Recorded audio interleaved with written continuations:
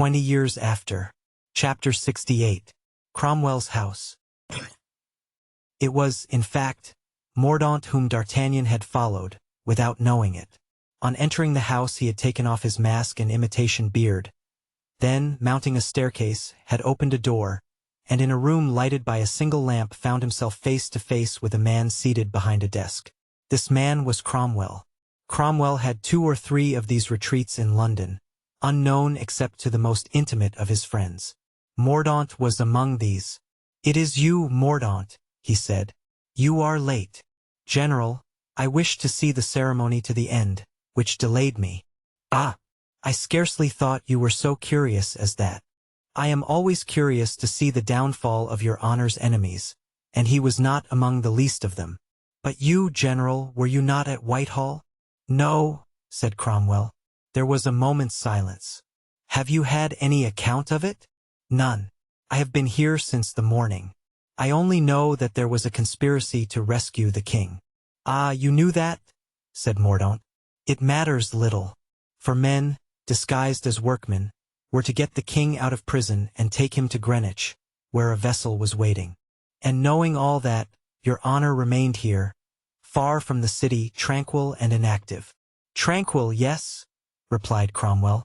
"But who told you I was inactive?" "But, if the plot had succeeded? I wished it to do so. I thought your excellence considered the death of Charles I as a misfortune necessary to the welfare of England." "Yes, his death. But it would have been more seemly not upon the scaffold." "Why so?"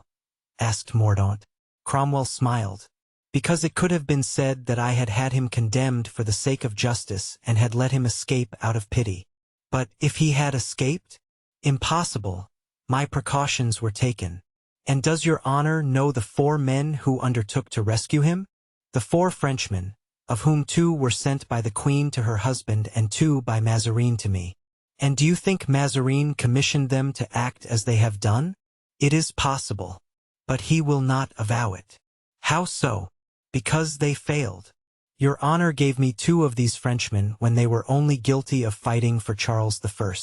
Now that they are guilty of a conspiracy against England, will your honor give me all 4 of them?" "Take them," said Cromwell. Mordaunt bowed with a smile of triumphant ferocity. "Did the people shout at all?" Cromwell asked. "Very little, except 'Long live Cromwell.'" "Where were you placed?"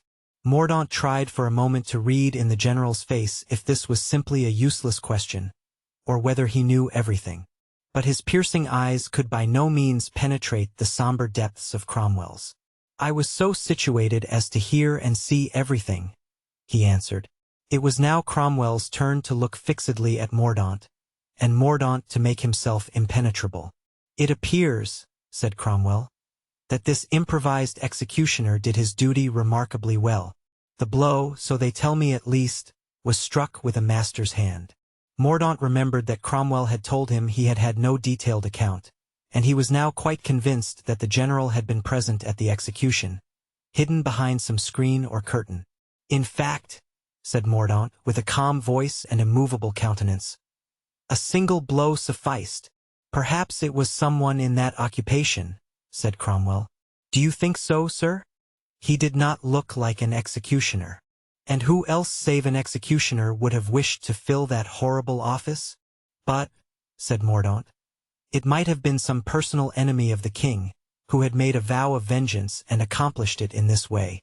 Perhaps it was some man of rank who had grave reasons for hating the fallen king, and who, learning that the king was about to flee and escape him, threw himself in the way, with a mask on his face and an axe in his hand, not as substitute for the executioner, but as an ambassador of fate." "Possibly. And if that were the case, would your honor condemn his action?" "It is not for me to judge. It rests between his conscience and his God." "But if your honor knew this man?" "I neither know nor wish to know him. Provided Charles is dead, it is the axe, not the man, we must thank. And yet, without the man, the king would have been rescued." Cromwell smiled. "They would have carried him to Greenwich," he said, "and put him on board a felucca with 5 barrels of powder in the hold. Once out to sea, you are too good a politician not to understand the rest, Mordaunt." "Yes, they would have all been blown up. Just so. The explosion would have done what the axe had failed to do. Men would have said that the king had escaped human justice and been overtaken by gods. You see now why I did not care to know your gentleman in the mask. For really, in spite of his excellent intentions, I could not thank him for what he has done. Mordaunt bowed humbly. Sir, he said, you are a profound thinker and your plan was sublime. Say absurd, since it has become useless. The only sublime ideas in politics are those which bear fruit. So tonight, Mordaunt, go to Greenwich and ask for the captain of the Felucca Lightning. Show him a white handkerchief knotted at the four corners, and tell the crew to disembark and carry the powder back to the arsenal. Unless, indeed, unless, said Mordaunt, whose face was lighted by a savage joy as Cromwell spoke, this skiff might be of use to you for personal projects. Oh, my lord, that title, said Cromwell, laughing, is all very well here, but take care a word like that does not escape your lips in public. But your honor will soon be called so generally. I hope so at least, said Cromwell, rising and putting on his cloak. You are going, sir? Yes, said Cromwell. I slept here last night and the night before, and you know it is not my custom to sleep 3 times in the same bed.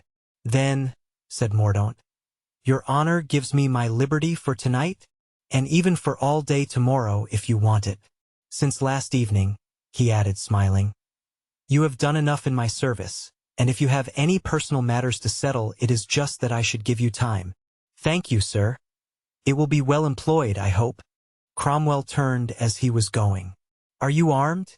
He asked. I have my sword. And no one waiting for you outside?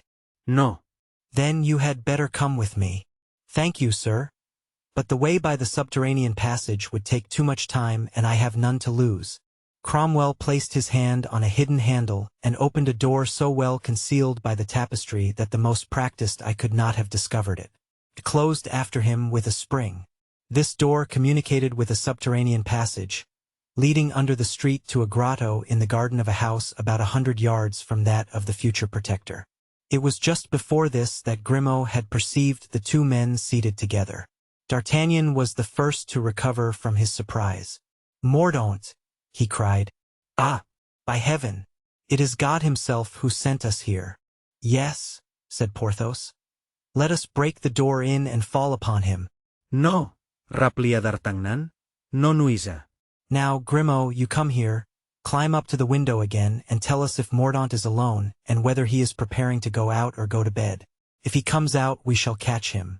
If he stays in, we will break in the window. It is easier and less noisy than the door. Grimaud began to scale the wall again. Keep guard at the other door, Athos and Aramis. Porthos and I will stay here. The friends obeyed. He is alone, said Grimaud.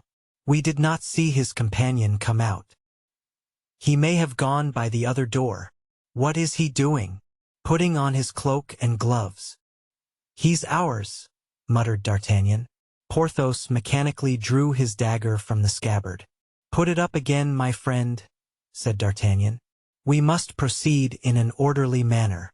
Hush, said Grimaud. He is coming out. He has put out the lamp. I can see nothing now. Get down then and quickly. Grimaud leaped down. The snow deadened the noise of his fall. Now go and tell Athos and Aramis to stand on each side of the door and clap their hands if they catch him. We will do the same. The next moment the door opened and Mordaunt appeared on the threshold, face to face with D'Artagnan. Porthos clapped his hands and the other 2 came running around. Mordaunt was livid, but he uttered no cry nor called for assistance. D'Artagnan quietly pushed him in again, and by the light of a lamp on the staircase made him ascend the steps backward one by one, keeping his eyes all the time on Mordaunt's hands, who, however, knowing that it was useless, attempted no resistance. At last they stood face to face in the very room where 10 minutes before Mordaunt had been talking to Cromwell. Porthos came up behind, and unhooking the lamp on the staircase relit that in the room. Athos and Aramis entered last and locked the door behind them. Oblige me by taking a seat, said D'Artagnan, pushing a chair toward Mordaunt, who sat down, pale but calm. Aramis, Porthos, and D'Artagnan drew their chairs near him.